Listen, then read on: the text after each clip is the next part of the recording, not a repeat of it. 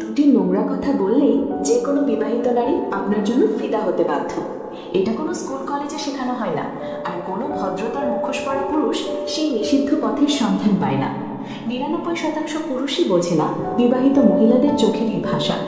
আপনার পাশের বাড়ির ভাবি কি আপনাকে ইঙ্গিত দিচ্ছে? যে মধু অন্য কেউ খেয়ে নিচ্ছে তা কি আপনার প্রাপ্য ছিল না?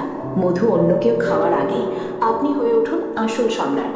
ভাইরা, সমাজ আপনাকে শিখিয়েছে ভদ্র হতে, মাথা নিচু করে চলতে, কিন্তু আয়নার সামনে দাঁড়িয়ে নিজের আদিম সত্তাকে প্রশ্ন করুন।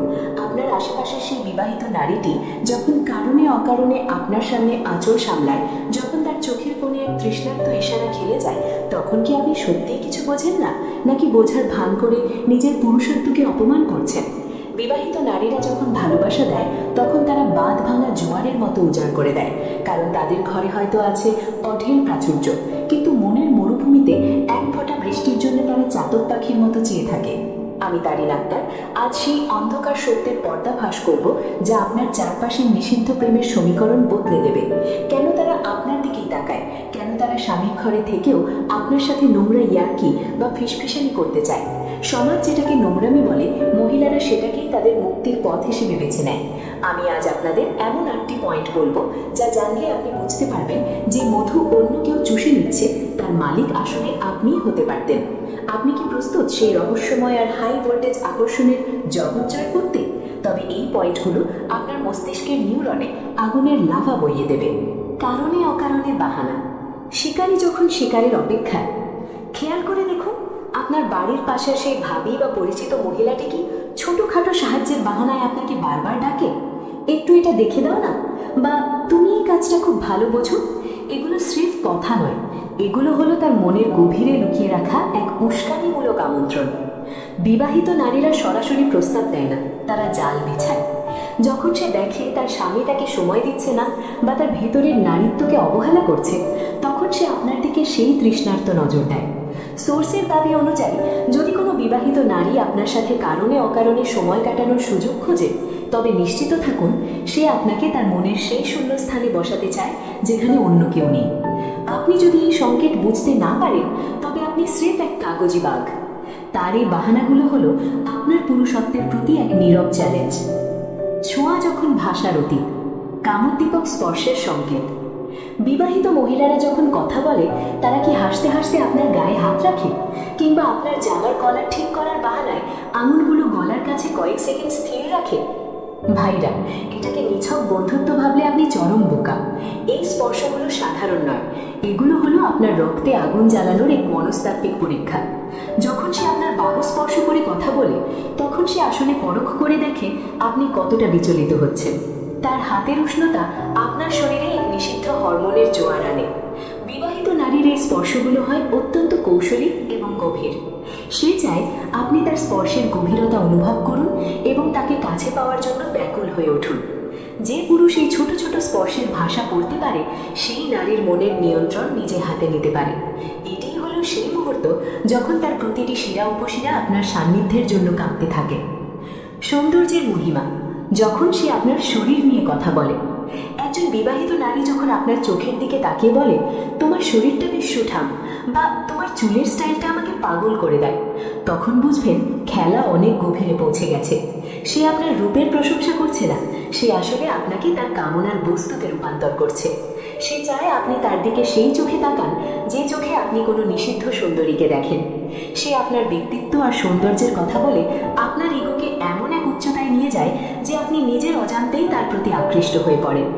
বিবাহিত নারীরা জানে একজন পুরুষকে কিভাবে নিজের জালে আটকাতে হয়। তারা প্রশংসাকে টোপ হিসেবে ব্যবহার করে। যখন সে আপনার বডির প্রশংসা করে, তখন সে আসলে আপনাকে ইঙ্গিত দিচ্ছে যে সে আপনাকে কতটা নিবিড়ভাবে পেতে চায়।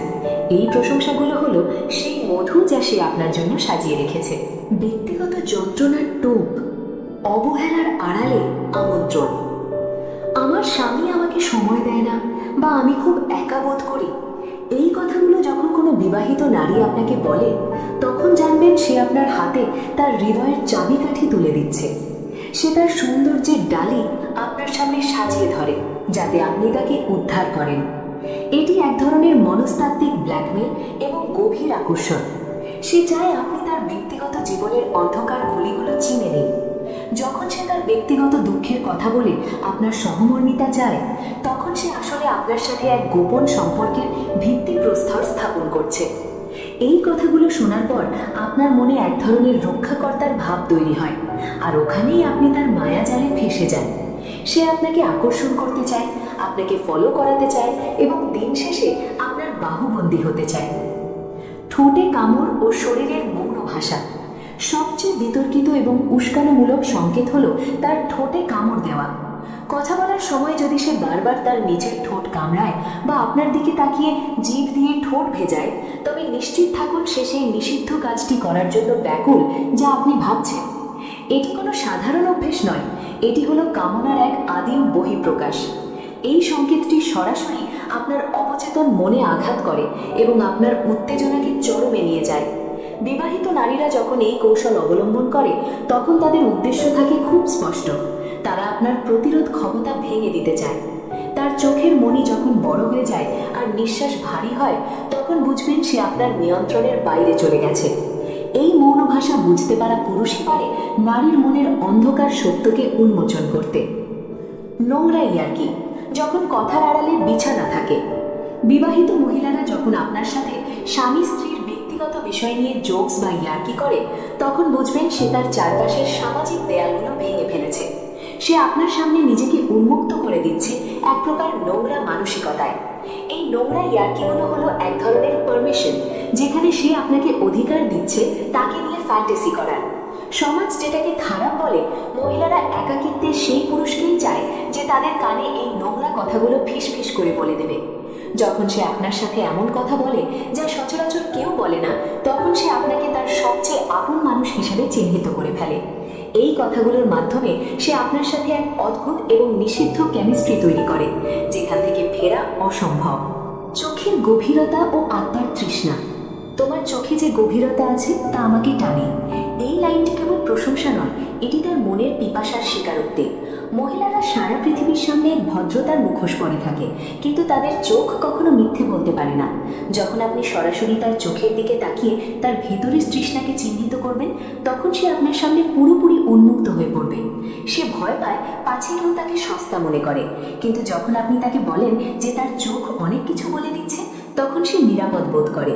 সে ভাবে এই লোকটা আমাকে জাজ করছে না, বরং আমাকে বুঝতে পারছে। এই বোঝাপড়াই হলো আসল আকর্ষণ। আপনি যখন তার আত্মার ভাষা বুঝতে পারবেন, তখন আপনি তার কাছে কোনো সাধারণ পুরুষ নন, বরং তার হৃদয়ের একমাত্র অধিপতি হয়ে উঠবেন। নীরব উপস্থিতি ও নিয়ন্ত্রিত দাপট। সব শেষে নারীরা আকৃষ্ট হয় সেই পুরুষের প্রতি যে শব্দের চেয়ে উপস্থিতিতে বেশি শক্তিশালী।